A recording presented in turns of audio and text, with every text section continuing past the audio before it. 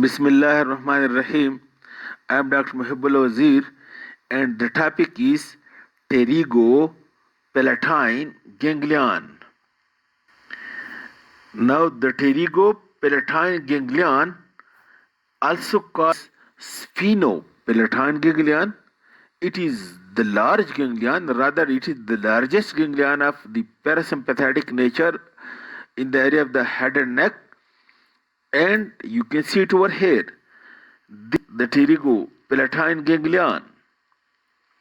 And this pterygopalatine ganglion, it lies over here in the pterygopalatine fossa, just near to the opening of the foramen rotundum, very near over here to the opening of foramen rotundum. That's why the pterygopalatine ganglion is being suspended or attached to the branches of pterygopalatine ganglion is being suspended or attached to the branches of maxillary nerve, but functionally it is not related to it. Functionally it is related to facial nerve or seventh cranial nerve. This ganglion, again, it has three roads: parasympathetic, sensory, and the sympathetic. The parasympathetic route, again, this is the ganglion. The parasympathetic route, it comes from the superior salivatory nucleus present in the pons. Superior salivatory nucleus, parasympathetic in function, present in the pons, and then fiber from it comes out along with the facial nerve in the nervous intermediate spot, and then running along with the facial nerve, this nervous intermediate spot, these parasympathetic fibers which are coming from superior salivatory nucleus, it leaves the facial nerve, and in the branch which carries these fibers, that is being called as the great petrosal nerve. Great petrosal nerve, look, this one is the great petrosal nerve, and this one is the deep petrosal nerve. The great petrosal nerve, it consists of the parasympathetic preganglionic fibers that come from the superior salivatory nucleus of the pons and come out along with the facial nerve. But this is being given by the facial nerve in the middle cranial, in the floor of the foramen lacerum. And over here in this floor of the foramen lacerum, this great petrosal nerve is joined by deep petrosal nerve. And this deep petrosal nerve is the branch of the carotid plexus. Over here, this is the carotid canal. Over here is the internal carotid artery.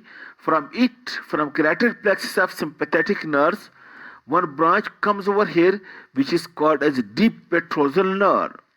And this sympathetic fibers, you already know, these are coming from the superior cervical sympathetic ganglion of sympathetic chain, and these superior cervical ganglion receive the preganglionic fibers from T1 to T3 segment of the spinal cord from the lateral horn. And now this great petrosal nerve and the deep petrosal nerve, parasympathetic great petrosal and sympathetic deep petrosal, these two unite with one another in the floor of the foramen lacerum, and combinedly they form one nerve which is called as the nerve of pterygoid canal, or also called as Wydian's nerve.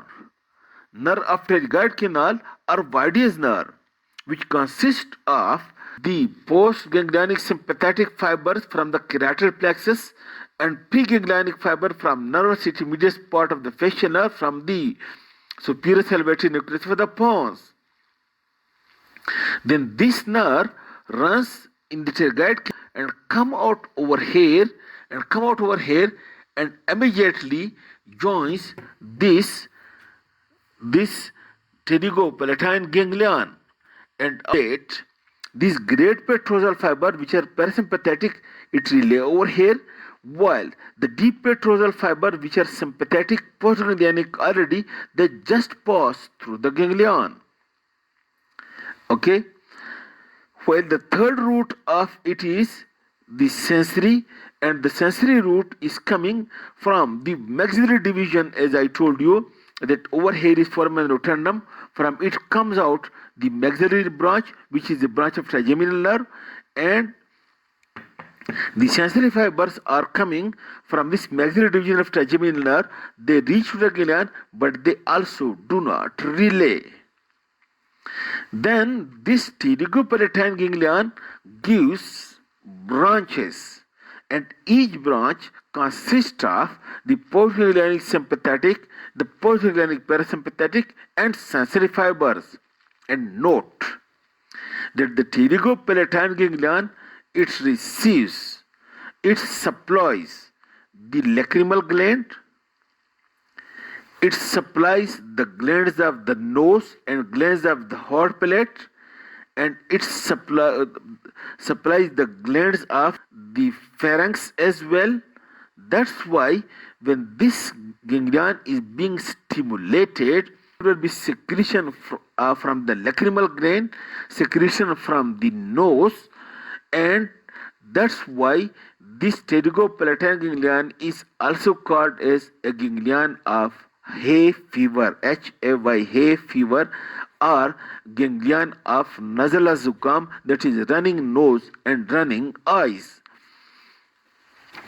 And the branches that are given by this pterygopalatine ganglion are: number one, to the lacrimal gland, and the branch to the lacrimal gland, it runs through the zygomatic branch of the maxillary nerve, and then you follow it. Ultimately the lacrimal nerve reaches to the lacrimal gland, and then the nasopalatine nerve, and this nasopalatine nerve, it passes to the nose, and it supplies the mucous and serous glands of the nose and of the palate. And then the nasal branches, they passes through the nose, and it supplies also the glands of the nose. And then are the orbital branches of the pterygopalatine ganglion, and finally the pharyngeal branches. And these branches supplies secretomotor fibers to the lacrimal gland, to the glands of the nose and palate and pharynx, and gives sensory supply to the concerned area, and sympathetic fibers are being given to the blood vessels in the concerned area. This is about the pterygopalatine ganglion, and I hope you understand. Thank you very much.